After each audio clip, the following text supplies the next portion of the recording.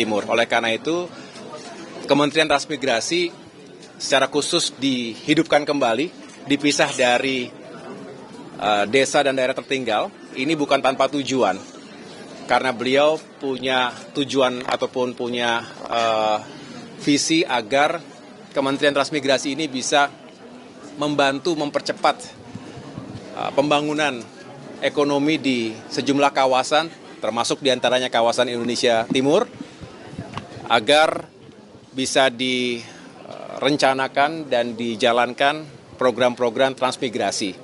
Saya dengar tadi Pak Menteri juga tadi pagi mengatakan bahwa transmigran itu adalah patriot, karena memang harus ada keinginan dan juga kesadaran bahwa dengan berpindah ke suatu daerah yang membutuhkan kehadiran bukan hanya secara fisik tapi juga skills, keterampilan dan juga pengalaman-pengalaman tertentu untuk meningkatkan produktivitas ekonomi suatu daerah.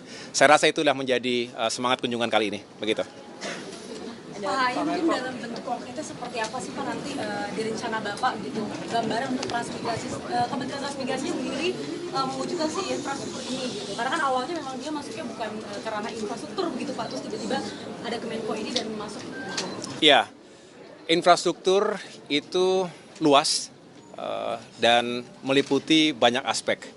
Kita ingin pembangunan infrastruktur yang merata di seluruh wilayah juga bisa menghadirkan sentra-sentra pertumbuhan ekonomi baru atau memperkuat apa yang sudah ada.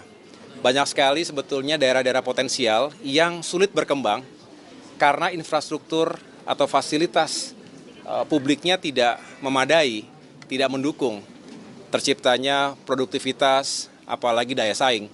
Nah, yang kita harapkan kolaborasi antara Kementerian Transmigrasi dengan Kementerian Pekerjaan Umum atau Kementerian Perumahan Rakyat yang semua ada dalam, termasuk Kementerian Perhubungan misalnya, termasuk ATR BPN, ini bisa mempercepat proses transmigrasi sehingga orang juga yakin berpindah tempat itu bukan hanya mengembara tanpa tujuan, tetapi justru ada kejelasan, ada kepastian.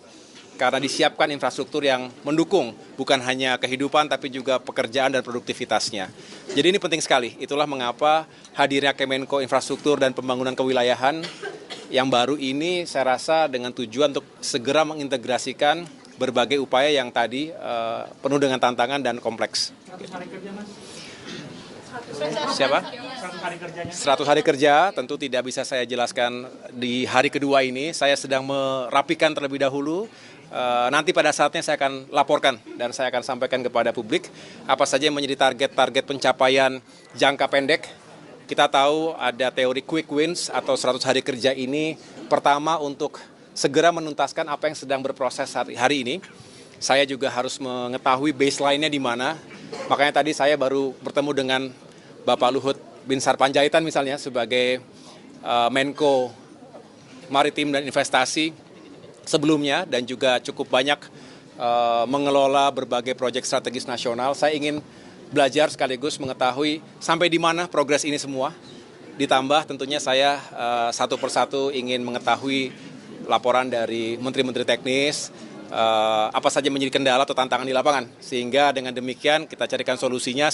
Jangka pendek harus kita tuntaskan, tapi jangka menengah dan panjang tentu harus kita benar-benar integrasikan dengan Astacita, dengan program-program prioritas yang disampaikan oleh Presiden Prabowo Subianto selama masa kampanye dan juga diperkuat dalam berbagai arahan-arahan beliau selama ini.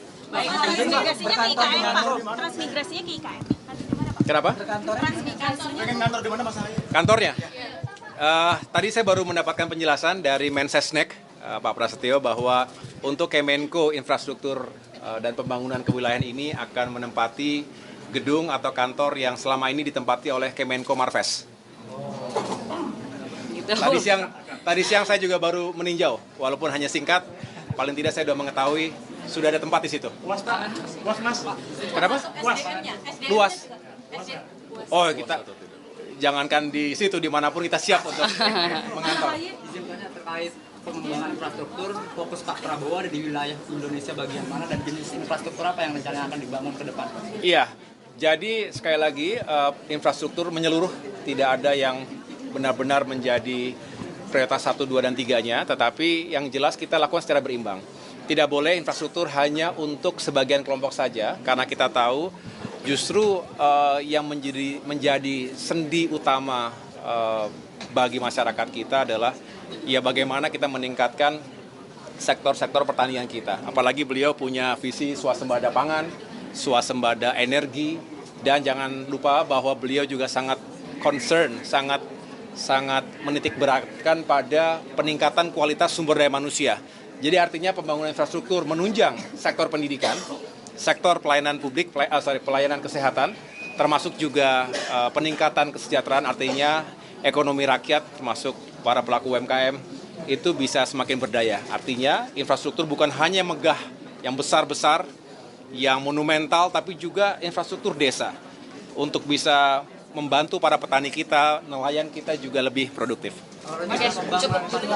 Oke, yuk. Oke, yuk cukup dulu ya teman-teman. Nanti dulu ya. Nanti dulu acara dulu ya. Yuk. Bocoran sedikit, mohon maaf, mic-nya guys. Yuk, makasih. Yuk, kita ninjau ke lantai 2 dulu. Yuk, makasih.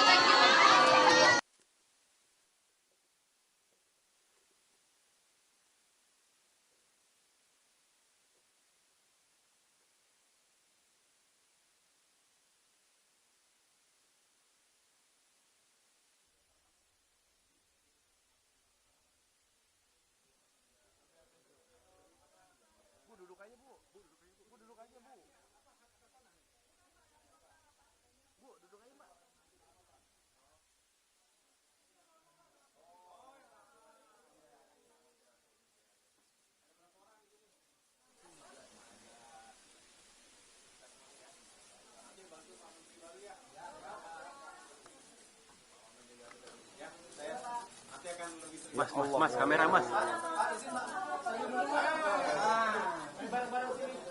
Belakang aja mas, videografer.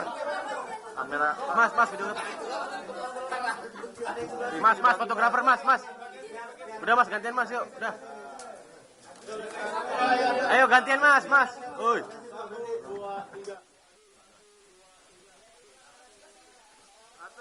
3 lagi.